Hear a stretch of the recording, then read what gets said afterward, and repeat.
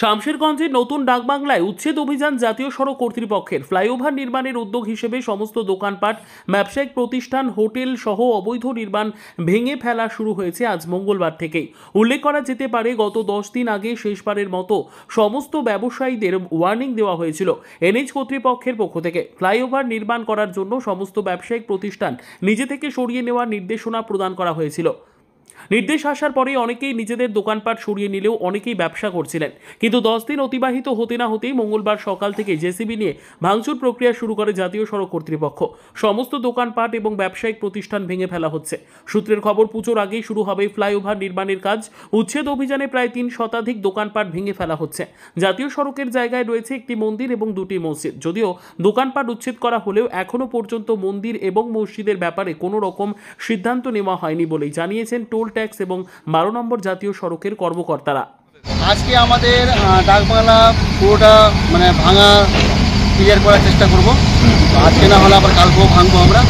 আর বাকি মানুষ তো নিজে নিজে যা ভাঙার ভেঙেছে, আমরা যতটুকু মাপ দেখি ততটুকুই আমরা ভাঙব। আমাদের যে বড় অধিকারীগুলো আছে তারা সম্পূর্ণই মাপ হিসেবে ভাঙবে। কতগুলো দোকানপাট ভাঙা পড়ছে এখন পর্যন্ত আমরা যে দোকানের চিঠিগুলো দিয়েছি, আপনাদের নোটিশ করেছি, 330টা আছে। 330টা। এর মধ্যে কোনো ধর্মীয় প্রতিষ্ঠান রয়েছে? ধর্মীয় প্রতিষ্ঠান, 2টো মসজিদ আছে, একটা মন্দির আছে। আমরা আপাতত মসজিদে কোনো হাত দেবো না যতক্ষণ কমিটির সঙ্গে কোনো কথাবার্তা না হবে। আমাদের বড় অধিকারী কথা বলবেন, তারপরে মসজিদের ব্যাপারে আলোচনা করা হবে। মন্দির মসজিদে হাত দিবেন না? হাত দেবো না। আচ্ছা, বাকি দোকানপাটগুলো উচ্ছেদ করা হবে? চলবে দুদিন চলবে, আজকে আর কালকে চলবে। কটা জেসিবি এসছে আপনাদের? আমাদের এখন জেসিবি আছে 3টে আর ফকলেন আছে 2টো। আপনার নাম? আমার নাম জাহাঙ্গীর স্যার। আপনি টোল ট্যাক্সের করুন? আমি টোল ট্যাক্স।